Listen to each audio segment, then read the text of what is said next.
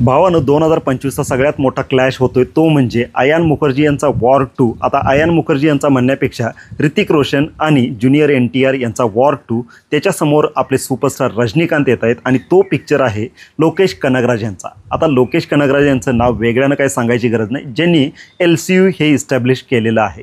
आता याच्या आधी असं कित्येक वेळा झालेलं आहे ज्याच्यामध्ये बॉलिवूड वर्सेस साऊथ हे क्लॅश झालेलं आहे आणि ज्यावेळी असा क्लॅश झाला आहे त्यावेळी साऊथनं बाजी मारली आहे। आता त्याच्यामध्ये मग तुम्ही झिरो वर्सेस सलार घ्या किंवा शाहरुखचा एक पिक्चर आला होता, नाही झिरो वर्सेस KGF आणि डंकी वर्सेस सलार, त्यावेळी प्रभासच्या सलारनं बाजी मारली आणि KGFचं तर काय बोलायलाच नको। म्हणजे ज्यावेळी साऊथच्या समोर बॉलिवूड आलं आहे त्यावेळी बॉलिवूडनं नांगी टाकलेलीच आहे।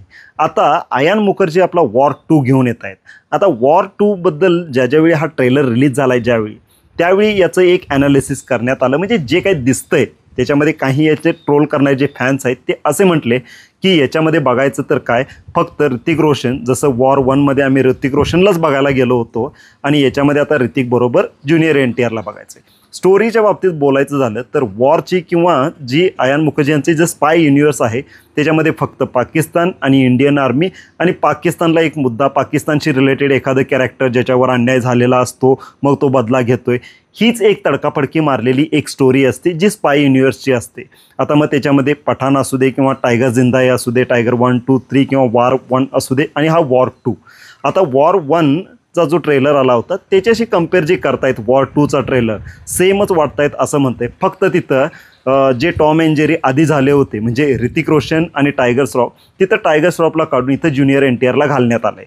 बाकी सगळं सेमच वाटायला लागले। पण बाकी तुम्ही काहीही म्हणा, जे काही गाणं आलं आहे आता ऋतिक रोशन आणि यांचं आपलं ज्युनियर NTR यांचं, ते गाणं मात्र टॉप नॉच आहे। जसं ऋतिक रोशन आणि आपलं कोण तो आपला उड्या मारणारा टायगर श्रॉफ याचं जे जय जय शिवशंकर होतं त्याच्यातलं जे डान्स जो होता ऋतिकचा मस्त होता, त्याच पद्धतीचं एक गाणं आता आलं आहे आणि त्यांनी एक मास्टर स्ट्रोक मारला आहे। हे गाण्याचं टीजर थोडीशी झलक दाखवली, बाकी पूर्ण गाणं बघायला तुम्ही थिएटरला या असं सांगितले। बाकी कमेंट तर मिश्र येत आहेत, बाकी एक्सायटेड तर आहेतच ऋतिकला बघण्यासाठी। आता याचे डायरेक्टर जे आहेत ते अयान मुखर्जी। आता अयान मुखर्जी म्हटल्यानंतर काही लोक चांगलं म्हणत आहेत तर काही लोक वाईट म्हणत आहेत। बाकी एवढंच की ऋतिक आणि ज्युनियर NTR यांचं जे काही डान्स परफॉर्मन्स आहे त्यांनाच बघायसाठी जी काही जनता जाईल ती थिएटरला जाईल आणि यातले थोडेसे ॲक्शन सीन्स। आता बाकी मुद्दा बोलायचं झालं तर दुसरा पिक्चर जो याच्या समोर येतोय, जो तगडा एक विलनच बनून उभा राहतोय, तो म्हणजे कुली द पॉवर हाऊस। नावाप्रमाणे कुली द पॉवर हाऊसचा ट्रेलर बघितल्यावर आपल्याला एवढं कळतंय की हा सहजासहजी वॉरला जिंकू देणारा तर पिक्चर नाहीच आहे आणि दोन्ही पिक्चर जर जबरदस्त ठरले तर मात्र कुठला पिक्चर कुणावर भारी पडेल हे पिक्चर रिलीज झाल्यावरच आपल्याला कळणार। पण मी माझ्या बाबतीत सांगायचं झालं तर दोन्ही पिक्चरचे ट्रेलर बघितल्यावर मला तर कुली द पॉवर हाऊसचा पिक्चर म्हणजे जो ट्रेलर वाटला तो थोडासा मला पर्सनली वरचढ वाटला। आता ही प्रत्येकाची चॉईस असू शकते, मी माझी चॉईस तुम्हाला सांगितली, कारण या स्पाय युनिवर्समध्ये मला जो काय फॉर्मॅट आहे ना, एक आपला ॲक्टर आहे इंडियन आर्मीमध्ये आहे आणि त्याच्यानंतर त्याच्याबरोबरचं आहे आणि मग त्याचं धागंदोरं कुठंतरी पाकिस्तानशी जुळलं आहे आणि त्यात हे स्पाय युनिवर्स हे तेच थोडं दाखवतात आणि दोघांची हाणामारी आणि शेवट आपल्याला बऱ्यापैकी माहीत असतोय आणि एखादा कुठंतरी ते ट्विस्ट म्हणून काहीतरी वेगळी एक बॅक स्टोरी दाखवायची, हा एक असं थोडंसं वाटतंय। आता कुलीमध्ये जे आहे, जे लोकेश कनगराज यांचा युनिवर्स आहे, त्यांचं जे प्रेझेंटेशन असते ना प्रत्येक कॅरेक्टरचं, कॅरेक्टर इस्टॅब्लिशमेंट असू दे किंवा त्या कॅरेक्टरचं प्रेझेंटेशन दाखवणं आणि त्यातले ॲक्शन सीन्स लाजवाब असतात।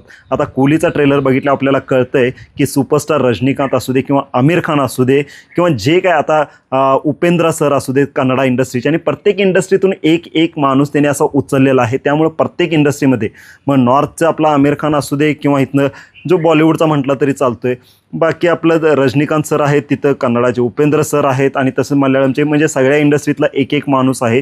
त्यामुळं कुली द पॉवर हाऊस हा वरचढ ठरायला आणि याला 1000-1200 कोटी कमवायला कोण थांबवणार नाही असं मला तर वाटायला लागले बाकी याच्या ट्रेलरवरून।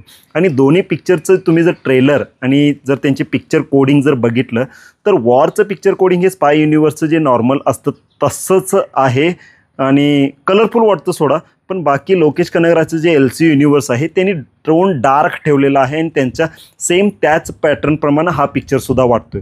बाकी परफॉर्मन्स म्हणायला गेलं तर दोन्ही पिक्चरमध्ये ॲक्टर त्याच लेवलचे आणि त्याच तोडीचे आहेत। फक्त जर डायरेक्टर कंपेअर केले तर इथं अयान मुखर्जीपेक्षा मला लोकेश कनगराज हा एक्सलंट वाटतोय. बाकी माझ्या दृष्टीनं तर मी पर्सनली प्रेफरन्स देईन दोन्ही पिक्चरमधला एक कुठला तर बघायचं झाले तर कुली द पॉवर हाऊसला. बाकी तुम्ही कुठल्या पिक्चरला जाणार हे मला नक्की कॉमेंटमध्ये सांगा.